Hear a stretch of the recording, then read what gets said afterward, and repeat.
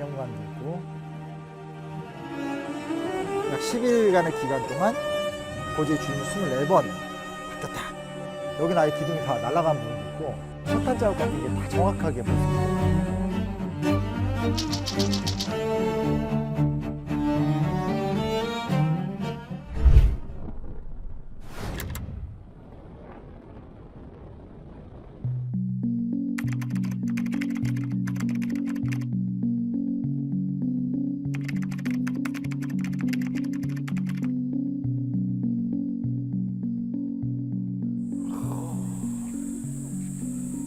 옛날에는 이런 데 올라오지도 못했었는데, 야, 저기 또 멀리 큰 태극기가.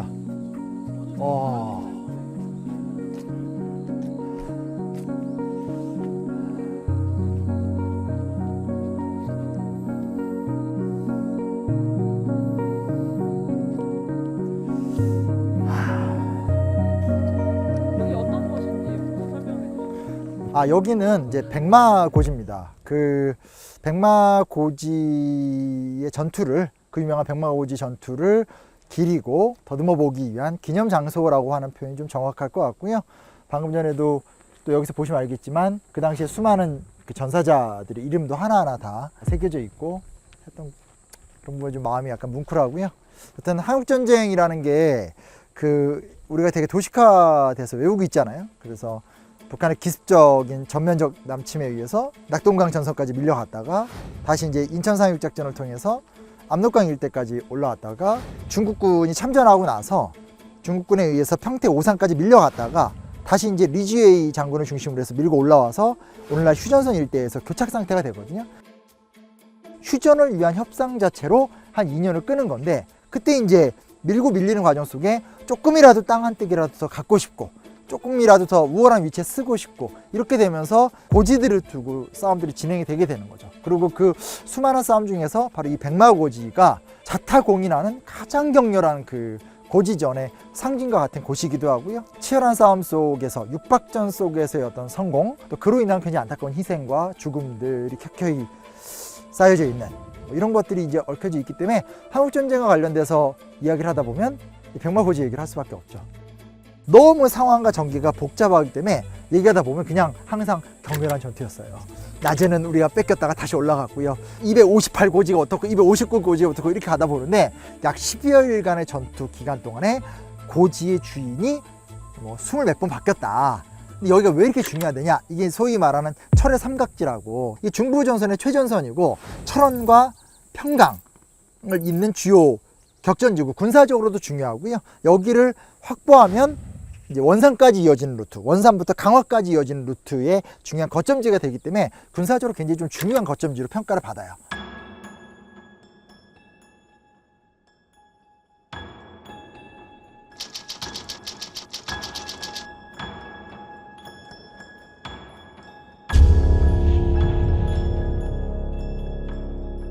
이 일대에 대한 전투가 가장 크게 분류를 했었을 때 총 12번의 심각한 교전이 있었어요. 근데 그 중에 정상쟁탈전, 말 그대로 고지쟁탈전을 두고 싸웠던 건 총 7차례가 있어요. 첫 번째 정상쟁탈전이 10월 7일 오후 2시에 시작이 돼요.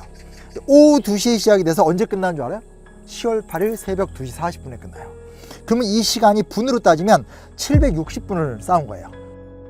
6차 때는 10월 9일 날 밤 12시 20분에 작전이 진행돼요. 그러니까 밤에 시작이 된 거예요. 언제 끝난 줄 알아요? 10월 10일 날 밤 12시 반에 끝나요. 1분도 안 쉬고 계속 교전을 한 거예요. 그러니까 24시간을 싸운 거예요. 그러니까 얼마나 이 집중도 속에 싸웠는지 알겠죠.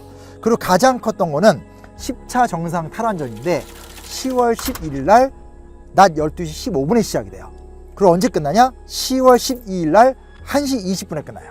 시간으로 따지게 되면 1485분, 24시간 하고도 45분을 더 싸웠어요.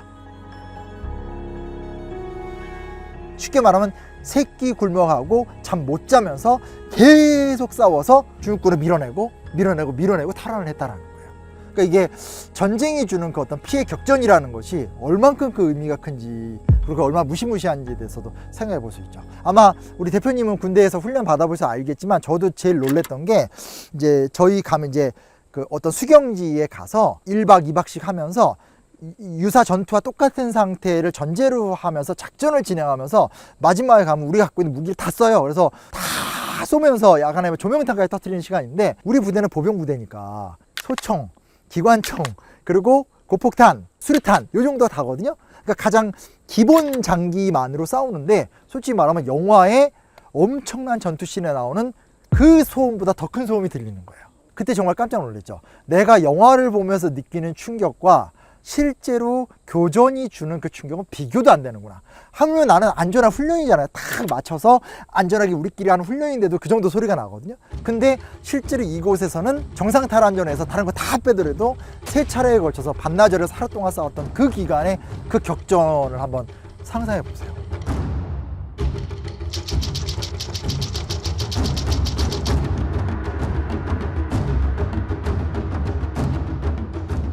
영화 같은 거 보면은 공황들이 진짜 많대요.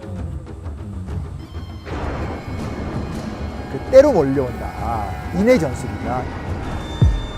이게 이제 좀 교정할 필요가 있어요. 이 중공군, 중국군, 마오쩌둥이 이끌던 중국 공산당 산하의 인민해방군은 굉장히 오랜 기간을 통해서 단련된 부대예요. 장제스 정권, 그러니까 타이완의 전신인 중화민국이 대륙을 지배했었을 때 이 중화민국의 부대가 훨씬 더 군사력이 뛰어났고 이 중화민국의 부대는 미군으로부터 지원을 받았기 때문에 각종 미군 무기를 갖고 있는 부대거든요. 그 부대와 싸우면서 성장해 나갔던 화력상 열세인 부대가 어떻게 화력상 더 강한 부대를 이길 것인가에 대해서 아주 오랜 기간 동안 단련됐던, 그래서 그 펑더화이 같은 사람이 유격전 이런 거 얘기를 많이 하는데 실제로 그 당시 6.25 전쟁 당시에도 마오쩌둥이 이제 소위 말하는 항미 원조 전쟁이잖아요. 그러니까 사실 이때가 좀 중요한 타이밍이었던 게 뭐냐면 중국 입장에선 군사력을 한 번 더 몰고 가면 타이완을 점령하면서 통일을 할 수 있었던 시점인데 6.25 전쟁이 발발을 하게 되는 거니까 타이완에 대한 통일을 포기하고 원조군을 보내게 된 거거든요. 이제 여러 이유가 있었겠지만 크게 2가지 이유인데 조선공산당, 그러니까 한인사회주의자들과 이 중국공산당과의 굉장히 깊이 있는 유대관계에 문제가 하나 있었어요. 그러니까 연안파라고 속칭 불리우는 무정, 김두봉 이런 사람들인데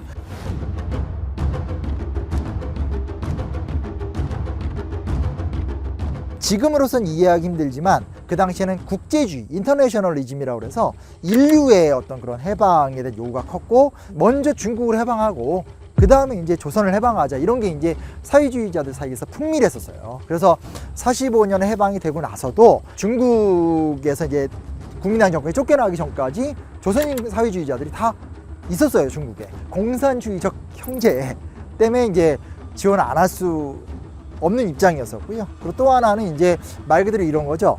이건 현실적인 문제인 건데 38선을 기준으로 해서 남쪽에 이제 그 미군이 있는 것과 한반도가 통일이 돼서 미군이 압록두만강에 온다, 특히 의주 일대에 미군이 몰려온다 하면 이거는 이제 코앞의 적을 맞닥뜨리게 되는 거니까 전략적으로 봤었을 때 북한이 존재하는 것이 중국에 유리하다라는 판단을 쓰게 되는 거죠. 이런 목적 속에서 이제 항미 원조 전쟁이라고 해서 참전을 하게 되고 이 중공산당이 숫자가 많은 것도 많은 거지만 소위 말하는 이 한반도의 복잡한 사냐, 엄청난 추위, 이 속에서 어떻게 전투를 하면서 이겨낼 수 있는가에 대한 탁월한 전술을 보유했다는 건 부정할 수 없어요. 그런 배경이 있다는 걸 좀 기억하고 이 백마고지가 사실 이제 중요한 게 뭐냐면 미국은 기갑 부대가 강하고 항공 폭격 능력을 갖고 있어요. 그러니까 위에서 내려 쏟아부을 수 있는 거고 중국군은 그런 거에 단련이 된 부대고 주로 밤에 수경을 하면서 이동을 하는 전투 능력을 갖고 있기 때문에 그 양자가 이제 싸울 적에 교착 상태가 될 수밖에 없는 상황이 되는 건데 여기서 이제 문제가 뭐냐면 한국군의 문제인 거예요. 1951년부터 고지전이 굉장히 본격화가 되는데 이때 우리나라의 주요 사단들이 괴멸적인 패배를 당하고 굉장히 치욕적인 상황에 몰리게 돼요. 대표적으로 얘기하게 되면 국군 제6사단 같은 경우는 이 사창리 전투에서 완전히 패배를 하게 되고 제8사단 같은 경우는 횡성 전투에서 완전히 무너져요. 그리고 오늘 이 백마고지 전투의 배경이 되는 이 소위 말하는 9사단 같은 경우는 현리 전투에서 완벽하게 깨져요. 어찌됐건 이제 전체 전황을 주도하고 지휘하는 건 유엔 사령부고 미군이잖아요. 미군들이 가만히 보니까 얘네 왜 이렇게 쉽게 지지? 이게 굉장히 큰 고민거리였었어요. 근데 쉽게 지는 거에 대한 그러니까 미국의 입장에서의 냉혹한 평가들을 보게 되면 첫째, 전투가 발발했었을 때 급격한 공황 상태에 빠진다. 그래서 알아서 괴멸을 한다. 이 얘기는 무슨 얘기냐면 군대 편제에 제대로 된 리더십이 작동하지 않는다는 거예요. 지도자, 소령이나 중령 같은 대대장급들도 전투가 터졌었을 때 어떻게 될지 잘 모르고, 그리고 그 명령을 내렸었을 때 착착착 조직적으로 움직이게 되잖아요. 그게 잘 안 된다는 거예요. 두 번째 뭐냐? 무기를 체계적으로 활용하지 못한다. 앞에서 보병수들이 고지를 지키거나 아니면 진격을 하거나 할 때 주로 소총수나 기관총 사수들이 활약을 하면 뒤에서 뽕뽕 쏴주면서 화기중대나 대대와 보조를 맞춰야 돼요. 그런 게 하나도 안 된다는 거예요.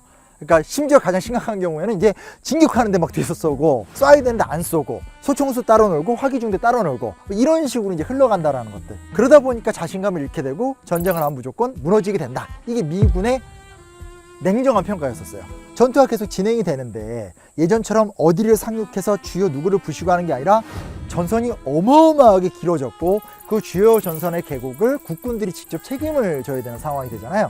그래서 이거 안 되겠다 도저히 해서 무슨 생각을 하게 되냐면, 전쟁 중이긴 하지만 일부 사단을 뒤로 빼내서 8주 정도 되는 집중 군사훈련을 시켜서 재배치를 한다는 전략을 하게 되는 거예요. 그래서 이게 소위 말하는 FTC 훈련이라고 하게 되는데, 그래서 여기 이제 우리 백마고지의 주인공들도 뒤로 강제로 차출이 돼서 훈련을 받아요.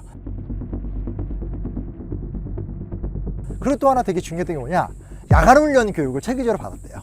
이게 우리 맨날 배우는 거지만 주로 공산군은 밤에 뛰어다니잖아요. 그러니까 고지도 맨날 낮에 점령했다 밤에 잃게 되고, 근데 그래서 결국은 야간전을 어떻게 대응할 것이냐에 대해서도 체계적인 좀 교육을 받게 되고, 52년 이제 중순이 되면 FTC 훈련을 받은 국군이 다시 이제 배치가 되기 시작을 해요. 근데 그때부터 사실 많이 분위기가 바뀌어요. 그러니까 체계적인 교육 훈련의 변화가 이제 시작이 된 거죠. 1951년 2월 11일부터 13일 사이에 벌어졌었던 이제 횡성 전투에서 국군 제8사단 사상자가 총 7,464명이 나요. 굉장히 많이 죽은 거죠. 2, 3일밖에 안 되는 기간 동안에. 그랬는데 이 백마고지 전투를 분석해 보면 훨씬 더 강력했었던 10일간 벌어졌고, 그 전투의 양과 규모가 엄청났거든요. 그 기간 동안 국군 사망자 수가 3,319명 정도가 돼요. 바로 그 1년 전 전투에서는 훨씬 약한 교전을 펼쳤던 것보다도 절반의 사상자가 나타났던 거니까, 이 짧은 기간 동안 훈련을 받으면서 엄청 어떤 시스템들이 갖춰졌다라고 또 볼 수가 있게 되는 거죠.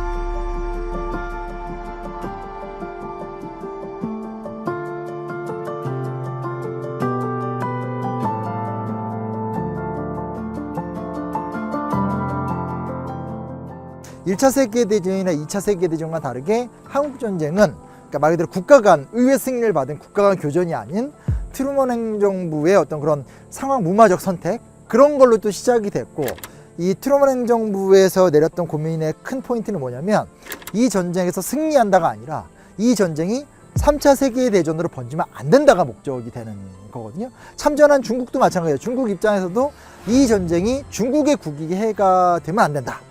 그리고 참전을 하진 않았지만 엄청난 지원을 했었던 소련 같은 경우도 이 전쟁이 소련의 국익에 위해가 되면 안 된다. 이런 식으로 진행이 됐기 때문에 시작은 내전인데, 이게 이제 결국은 미군과 중국군이 들어오면서부터 이제 국제전이 돼버리는 거거든요. 근데 국제전이 됐는데 미국도 한반도를 통일할 능력이 없고 중국도 미군을 몰아낼 능력이 없고 엄청난 고지전만 반복이 되다 보니까 주변 국가들은 자기들이 이득이 되는 선에서 봉합하면 그만 가게 되는 거니까, 그런 비극성들이 얽혀져 있다는 것들. 그래서 이게 우리가 백마고지에서 정말 치열하게 싸워서 승리를 얻었고 그 안에서 어떤 군사로서 영향이 올라갔다, 이거 좋은 얘기인데, 한편에서 또 이렇게 봐야 될 것은 왜 이렇게 너무나 가슴 아픈 희생을 계속 치러야 됐는가. 지나간 일은 어쩔 수 없으니까 앞으로 우리가 풀어갈 문제라는 것은 결국 우리의 국익을 넘어서 우리 국민들의 삶의 안정과 평화를 도모하는 형태, 현실적으로 분단 관계가 있고, 그리고 너무나 오랜 기간 동안 현재까지도 적대적 관계를 유지하고 있는 부분이 있기 때문에 고전적인 반공 의식까지는 아니더라도 또 그 경계심을 게을리할 수 없는 부분은 현실적으로 있거든요. 그걸 넘어서서 어떻게 하면 이제 평화와 화해를 이루어야 되는가도 또 굉장히 큰 고민이 되는 부분이어서, 이런 공간들도 옛날에는 이제 우리가 북괴를 물리쳤던 혹은 중공을 물리쳤던 전적비로서의 영광스러운 공간이다라고 얘기를 했다라면, 최근에 와서는 이제 이런 식의 어떤 전쟁이라는 것이 얼마나 사람을 희생시키고 아프게 만드는가, 그 고통이 너무나 심각하지 않은가, 결국은 평화로 나가야 되는 길로 가야 되지 않는가로 많이 좀 목적이 바뀌고 있는 것 같아요. 그래서 그런 노력들을 우리가 좀 앞으로도 계속 좀 잘 해나가야 되지 않을까. 그런 노력들을 계속 두드리다 보면 좀 중요한 변화가 생기지 않을까, 그런 기대들을 좀 하게 되는 거죠.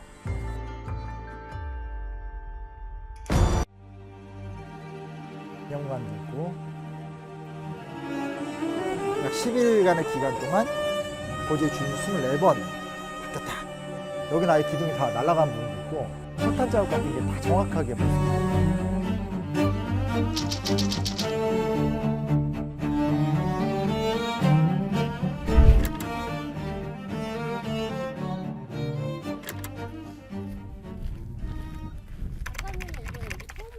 아니요. 저는 예전에 왔었죠.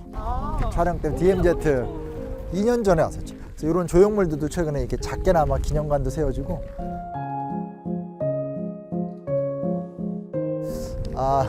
여기는 철원 노동당사고요. 그러니까 해방됐었을 때 38선 분단이 됐잖아요. 분단이 됐었을 때 이곳은 북한 땅이었었어요.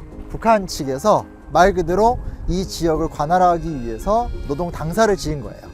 그래서 이 노동당사를 중심으로 해서 이 일대의 일종의 사회주의 개혁을 진행하면서 이 일대를 관할했던 행정부서라고 볼 수 있어요. 건물 자체의 모양이 어때요? 지금 이제 거의 폐허인데 블라디보스토크나 하얼빈 같은 데 가보면 볼 수 있는 그런 건축 양식인데, 사실 원래 러시아풍보다는 좀 간소하고, 그럼에도 불구하고 이 중앙의 파사드를 중심으로 해서 양쪽이 똑같은 대칭 구조의 3층 건물이기 때문에 굉장히 좀 이렇게 위험이 있으면서도 좀 새로운 형태의 사회주의의 개혁을 하겠다, 뭐 이런 것들을 건축학적으로 구현해 놓은 건물입니다. 아니 근데 왜 여기 이런 건물이 있지? 이런 생각할 수 있는데, 철원이라는 곳에 대한 감각이 없어서 그래요, 우리한테. 사실 이게 되게 중요한 부분이 있어요. 뭐냐면 일제강점기 때 이 지역은 무려 10만이 넘게 살았었어요. 10만이면 지금으로 말하면 한 30만에서 50만 정도 산다는 얘기가 되는 거고, 보통 X자형 철도 얘기 많이 하잖아요. 그래서 그 경부선이 있고 경인선이 있고 경의선이 있다, 여기까지는 잘 아는데 마지막에 경원선이라는 게 있어요. 그 원산 쪽으로 가는 철도. 실제로 원산으로 들어가면 만주나 블라디보스토크로 들어가기가 좋아요. 그러니까 대륙 진출이 되게 용이한 지역이거든요.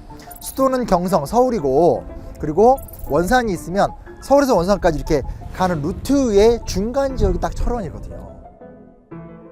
원산 쪽에는 해산물이 많고 바다가 있으니까, 그리고 여기는 농산물이 많으니까 굉장히 그 교육도 활발했었고, 그래서 지금은 그냥 휴전선의 한 부분, 잘려진 반도처럼 생각을 하지만 철원이란 지역 자체가 한반도 전체로 봤었을 땐 한반도의 중부 지역을 관통하는, 조금 넓게 보면 서울, 개성, 해주 같은 이 경기도 황해도의 중심지가 원산 같은 저쪽 북부지방으로 가는 중심지를 관통하는 딱 중앙에 있는 지역이에요. 여기 왜 이런 게 있어? 라고 하게 되면 실제로 그 배경에는 철원이 지녔던 역사적 지위가 꽤 높았다라는 것이고, 전쟁이 터지고 나서는 이곳이 당연히 중요한 거점지가 되니까 미군과 연합군이 공격할 수밖에 없게 되는 상황이 진행되고, 6.25 전쟁 중에 여기를 유엔군이 접수를 했었어요. 그래서 또 유엔이 사무소로 활용했던 곳이거든요. 근데 초기에 유엔군이 접수했었을 때의 사진을 보면 요 전반부 왼쪽 여기가 뻥 뚫려 있었어요. 그러니까 지금 여기 탱크 자국이 남아있다고 많이 얘기하잖아요. 근데 아마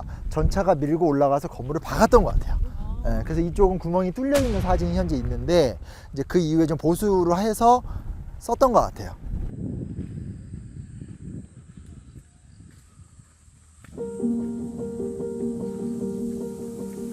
여기 이제 우리가 옆쪽에 와 보면 이렇게 건물이 사실상 기반을 다 잃고 이런 식으로, 여기는 아예 기둥이 다 날아간 부분도 있고, 저 뒤쪽 보면 저기 또 불탄 자국도 보이죠? 벽돌들 검해져 있는 거. 여기 뒤에 보면 이제 지금 이렇게 포탄 자국 같은 게 다 정확하게 볼 수 있죠, 그렇죠? 파괴된 모습들. 사실 이렇게까지 디테일하게 전쟁의 참화를 담고 있는 건축물 현재는 거의 없고, 또 이게 사실은 만약에 이제 우리나라가 지은 건축물이면 이렇게 안 놔둘 텐데, 이제 북한에서 지었던 건축물이고 건축 양식 자체가 이제 완전히 다르기 때문에 이거를 그냥 철거하자, 뭐 아니면 관리 안 하던 기간도 있고 하다 보니까 공교롭게 지금 요 정도의 모습이 좀 남아 있는 거죠, 그렇죠? 예. 그리고 아예 이렇게 골조 자체가, 기둥 자체가 나가버린 건축물을 보는 것도 흔한 일은 아니어서.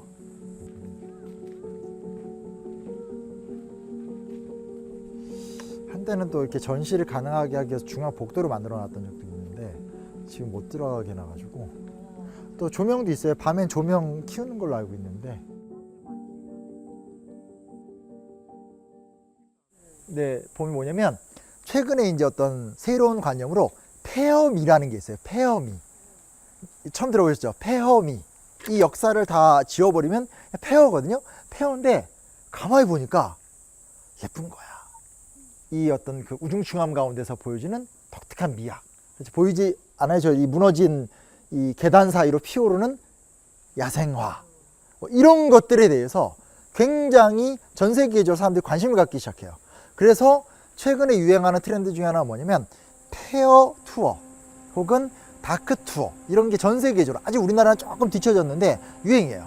그 사람들이 이제 사진 같은 걸 찍고 이렇게 촬영하면서 이 폐허가 갖고 있는, 인간의 손길로 만들어졌지만 인간의 손길이 사라진 다음에 자연의 한 부분, 하지만 그렇다고 해서 자연도 아닌 이 공간이 어떤 아름다움을 갖고 있는가, 여기에 사람들이 많이 꽂혀요. 그런 부분은 이제 우리가 또 고민해 볼 수 있는 거예요. 이 노동 당사가 갖고 있는 의미가 여러 가지가 있는데, 이것을 우리가 어떻게 잘 재현시켜서 이 공간을 거꾸로 평화의 상징적 공간으로 만들어 보는 게 좋지 않을까, 이런 생각을 할 수 있잖아요. 그래서 다크 투어리즘이나 아니면 폐허미 같은 부분으로 고민해 봐도 좋은 어떤 사례로 좀 기능할 수 있지 않을까. 왜냐면 이 건물은 지금 보시면 알겠지만 복원 불가능이거든요. 그냥 이 자체를 유지한 거지, 이걸 다시 어떻게 복원하면 그거는 아무 의미가 없어지잖아요. 그죠? 그래서 그런 부분으로도 접근하시는 분도 계시더라고요.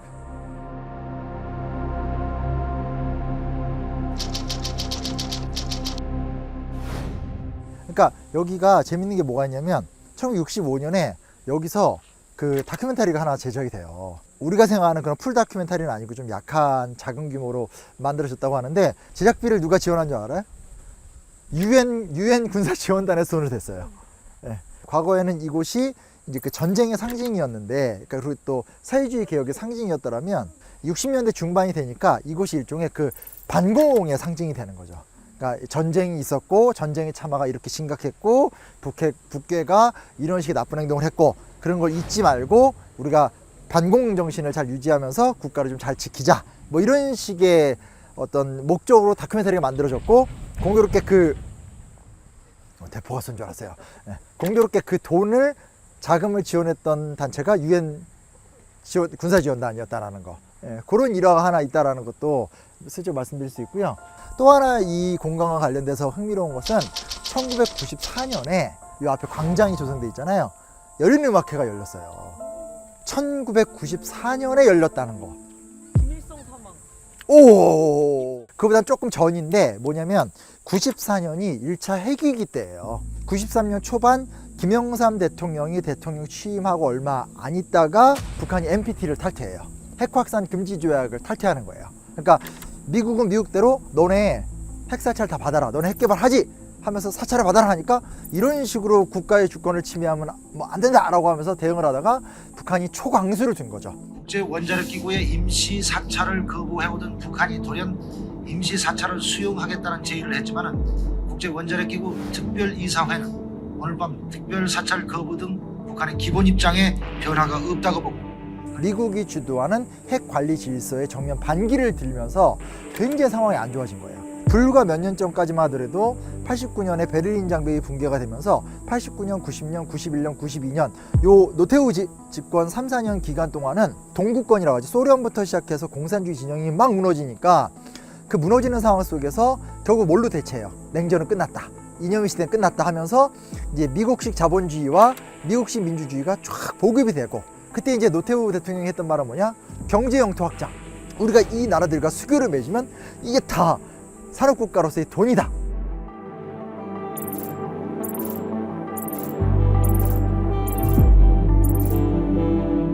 하면서 되게 유리한 고지에서 북한과의 협상을 하는 거죠. 그래서 너네도 국제사회에 나와, 우리가 도와줄게 하면서 남북기본합의서, 한반도 비핵화 공동선언, 이런 것들 다 맺어지게 되고 서로 굉장히 의견도 많이 교류하고 좋았어요.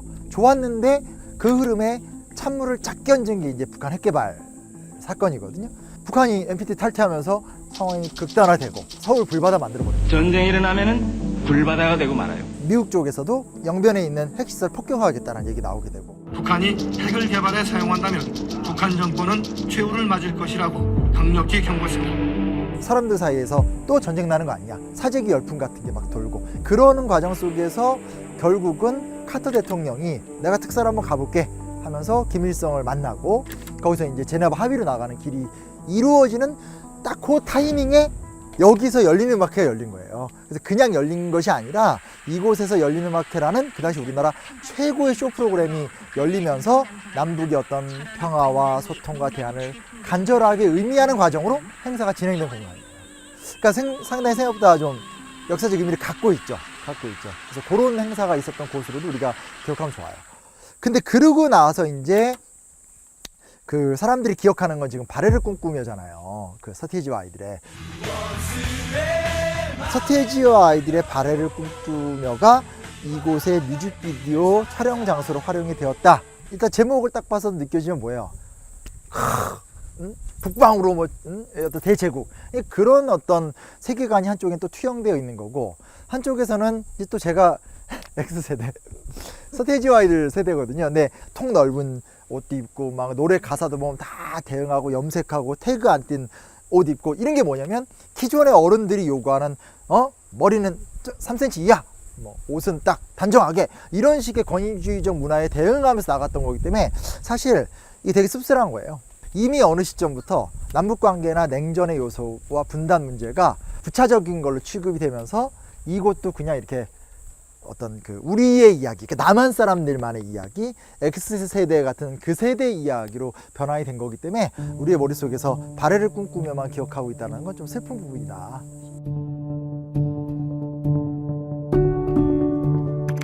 한국도 어떻게 생각하는지 너무 궁금했어요. 그러니까 이제 제 생각보다 중요한 것은 이런 게 있죠. 우리가 자꾸 서독, 동독 얘기를 하는데 봐봐요. 서독과 동독은 전쟁을 하지 않았어요. 2차 세계대전을 통해서 패전국이면서 승전국에 의해서 분할됐다가, 분할됐지만 오랫동안 서로 교통하면서 하나가 된 거거든요.